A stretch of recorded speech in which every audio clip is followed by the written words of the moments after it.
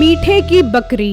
एक वक्त की बात है, एक गांव में दो बूढ़े मियाँ बीवी रहते थे। उनके पास एक बकरी थी जिसे वो अपनी रोजी रोटी के लिए इस्तेमाल करते थे। वो गांव में बकरी का करतब दिखाता और लोगों से पैसे लेता था। चल मेरी बकरी लोगों को खुश करके दिखा, अपनी नाजुक और हिरनी जैसी चाल से लोगों के दिल लुभा। फिर वो बकरी थोड़ा बहुत करतब करती और लोग उसको थोड़े बहुत पैसे दे देते थे, जिससे उसके घर का दाना पानी चलता था। वो आदमी उस बकरी को पीले रंग का चारा खिलाता था क्योंकि वो सस्ता होता था। बकरी चारा खाने के बाद पीले रंग की मेंगनियां दिया करती थी। ये चीज उसके लिए आम सी बात थी। उसी गांव में मीठे नाम का एक लड़का रहता था जो कोई काम नहीं करता था और इसी वजह से उसके घर वाले भी उससे बहुत तंग थे। और बेटे बगैरत के बच्चे, बात सुन। ओ अब्बा, कहने से पहले सोच लिया कर कि तू क्या कह रहा है। तू बगैरत का बच्चा कह रहा है और मैं तेरा बच्चा हूँ। इस हिसाब किताब से तू बगैरत हुआ, मैं नहीं। जबान चलाता है, बाप के सामने जबान चलाता है। जबान काट कर तेरे मुंह में डाल देगा। जबान पहले ही मुंह में है, तू वापस काट कर अगर उसी जगह पे डाल देगा तो काटने की जहमत क्यों कर रहा है। सुन ले बेगम, कैसे मुंह फाड़ के जवाब देता है। ये सब तेरी तरबियत का नतीजा है, जो मुझ जैसे शरीफ इंसान के घर में ये नालायक औलाद पैदा हुई है। अब्बा रहने दे, क्यों अपने आप को शरीफ कहकर शरीफ लोगों का सर शर्म से झुका रहा है। अब मेरी जबान न खुलवा। नहीं, तुम सारा इल्जाम मेरे ऊपर क्यों डाल देते हो। इसको पैदा करने की साजिश में तुम्हारा भी उतना हाथ है जितना मेरा है। सारा इल्जाम मुझ पर ना डाला करो।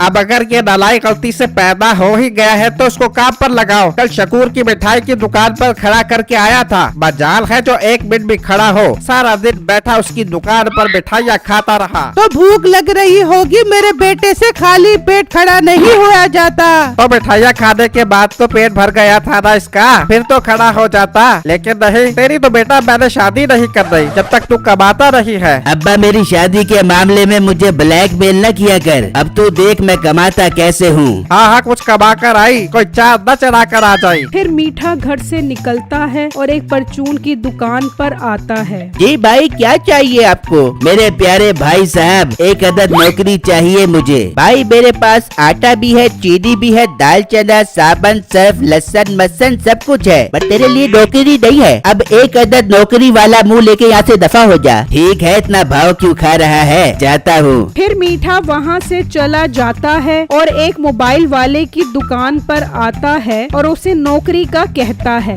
भाई मुझे एक लड़के की जरूरत है, लेकिन मुझे एतबार वाला लड़का चाहिए और तुम तो मुझे कहीं से भी एतबार वाले नहीं लग रहे। सर जी, मैं बहुत नेक और ईमानदार हूँ। आपकी एक एक चीज की दिल से हिफाजत करूँगा। अगर कोई चोर माल लूटने भी आया तो पहले मैं अपने सीने पर गोली खाऊंगा। ठीक है, तुम एतबार के काबिल लग रहे हो, तुम्हें मैं नौकरी पर रख लेता हूँ। लेकिन अब तुम ही दुकान पर बैठोगे, मैं सिर्फ शाम में आकर हिसाब लूंगा। ठीक है सर जी, आपको पूरा हिसाब मिल जाएगा। ठीक है, अब तुम जाओ, कल काम पर आ जाना। मीठा ये सुनकर बहुत खुश होता है और मिठाई का डब्बा लेकर घर पहुंचता है। ले अब्बा, मिठाई खा, तेरे बेटे की नौकरी लग गई है। अबे क्या कह रहा है, तुझे किसने नौकरी दे दी। ओ अब्बा, बस तू ही मेरी इज्जत नहीं करता, वरना तो पूरा जहान मेरी इज्जत करता है। मैं जैसे ही उसके पास नौकरी लेने गया, उसने खुश होकर मेरे सामने सारे डॉक्यूमेंट्स रख दिए और मैंने भी फौरन उन पर सिग्नेचर कर दिए। देख लो कैसे तुम मेरे बेटे को कामचोर कहते थे, अब देख लो कितनी अच्छी नौकरी लेके आया है। हाँ, भाग्यवान मानना पड़ेगा तेरे बेटे को। अब तो घर में भी पैसे आना शुरू हो जाएंगे। फिर मीठा अगले दिन से उसकी दुकान पर जाकर बैठ जाता है, लेकिन कोई भी ग्राहक नहीं आता और मीठा काफी बोर हो जाता है। अबे यार, यहाँ तो अभी तक कोई भी नहीं आया। मैंने तो ये समझकर नौकरी ली थी कि यहाँ पर कस्टमर की लाइन लगी होगी और मैं सारा दिन बिजी रहूँगा। अब तो लगता है बैठे बैठे मक्खियाँ मारनी पड़ेगी। मीठा सोच ही रहा होता है कि उसे ख्याल आता है, आ गया, अब टाइम आ गया उस परचून वाले से बदला लेने का। मैं अभी उसके पास जाता हूँ और उससे अपना हिसाब पूरा करके आता हूँ। फिर मीठा दराज खोलता है तो उसमें पैसे पड़े होते हैं। वो वहाँ से 1000 रुपए निकालता है और उस परचून वाले के पास जाता है। हाँ तो फिर आ गया, कहा नहीं था नौकरी नहीं है। भाई जान, मैं नौकरी लेने नहीं आया, वो तो मेरी मल्टीनेशनल कंपनी में लग गई है। मैं तो आपके पास सामान लेने आया हूँ, 10 किलो चीनी दे दो। 10 किलो चीनी? पहले पैसे दिखा। ओ भाई ये देखो 1000 रुपए, अब जल्दी से चीनी दे दो। फिर दुकानदार उसको 10 किलो चीनी देता है। ला पैसे दे। कौन से पैसे? उस दिन जब मैं तेरे पास आया था तो तूने मेरी कितनी बेइज्जती की थी, मैं उसका बदला लेने आया हूँ। कोई पैसे नहीं है, चल अपना काम कर। ये कहकर मीठा वहाँ से भागता है तो दुकानदार भी उसके पीछे भागता है। तो मीठा भागते भागते उस बूढ़े आदमी के घर के पास छुप जाता है और दुकानदार आगे निकल जाता है। तो अचानक मीठे की नजर उस बकरी पर पड़ती है। वो पीले रंग की मेंगनियाँ कर रही होती है। अबे भाई ये तो सोने की मेंगनियाँ दे रही है, मेरी तो निकल पड़ी। मैं पूरे जहान में खज्जल ख्वार होता फिर रहा हूँ और यहाँ सोने की मेंगनियाँ मेरा इंतजार कर रही हैं। अब मुझे किसी भी तरह ये बकरी हासिल करनी है, मैं रात को आता हूँ। फिर मीठा दुकान पर जाकर बैठ जाता है और इतनी देर में दुकान मालिक भी आ जाता है। तो मीठा उसको बकरी के बारे में बताता है। क्या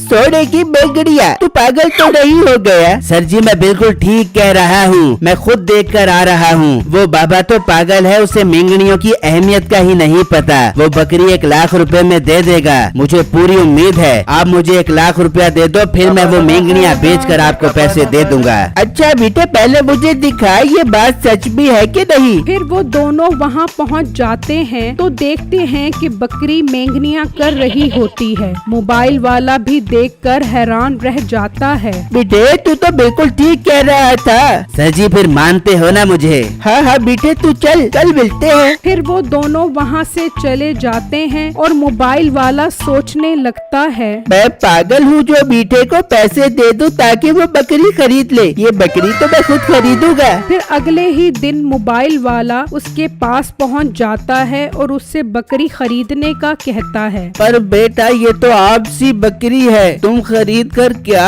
करोगे? इससे तो मेरी रोजी रोटी चलती है। अंकल मैं आपको इसकी बहुत अच्छी कीमत दे दूंगा, बस आप हाँ भर लो। कितने पैसे दे दोगे आप मुझे? मैं आपको इसके 1 लाख रुपए दे दूंगा। 1 लाख? ठीक है बेटा मुझे सौदा मंजूर है। फिर वो उसे 1 लाख रुपए देकर उससे बकरी खरीद कर ले जाता है और अपने घर में लाकर बांध देता है। तो इतनी ही देर में वो मेंगनियाँ कर देती है। वाह वाह वाह वाह, अब तो मैं बहुत अमीर हो जाऊंगा। मैं जाकर इसे सुनार को बेच देता हूँ। फिर वो मेंगनियाँ उठाकर सुनारे के पास जाता है तो सुनारा देखकर बहुत हंसता है। भाई तू पागल तो नहीं हो गया? ये सोने की मेंगनियाँ नहीं है बल्कि बकरी ने पीले रंग का चारा खाया होगा, इस वजह से इसका रंग पीला है। क्या सोनारे साहब आप सच कह रहे हो? हाँ मैं सच कह रहा हूँ, मुझे तो लगता है तुझे किसी ने लूट लिया है। हाँ सोनारे साहब मैंने ये बकरी 1 लाख में खरीदी है, अब लूट ही गए हो तो जाओ एंजॉय करो। फिर वो मोबाइल वाला गुस्से में अपनी दुकान पर आता है। सेठ साहब शुक्र है आप आ गए, जल्दी से 1 लाख रुपया दे दो, मैंने वो बकरी खरीदनी है। बेटे तूने तो मुझे बर्फा दिया, वो बकरी सोने की मेंगनियाँ नहीं देती बल्कि पीला चारा खाती थी, इसी वजह से उसका रंग पीला था। अच्छा सेठ साहब शुक्र है मैं बच गया। तू बच तो गया है लेकिन मैं तो मर गया ना। और लालच करो, तुम भी तो लालच में आकर फौरन उससे बकरी खरीदने चले गए, वो तो शुक्र है कि मैं बच गया। तू भी नहीं बचेगा बेटे, आज से तू नौकरी से फारिग है। सेठ साहब ऐसा ना करो, मेरा अब्बा मेरी शादी नहीं करेगा। बहुत अच्छी बात है, तेरी शादी नहीं होगी तो मैं तुझे रडवा भरते देखूंगा। चल शाबाश निकल जा यहाँ से। फिर वो मीठे को नौकरी से फारिग कर देता है और मीठा फिर से अपने घर वालों के ताने सुनने लग जाता है। मेरी वीडियो को लाइक और मेरे चैनल को सब्सक्राइब कीजिएगा और मुझे कमेंट बॉक्स में जरूर बताइएगा कि आपको मेरी स्टोरी कैसी लगी। शुक्रिया।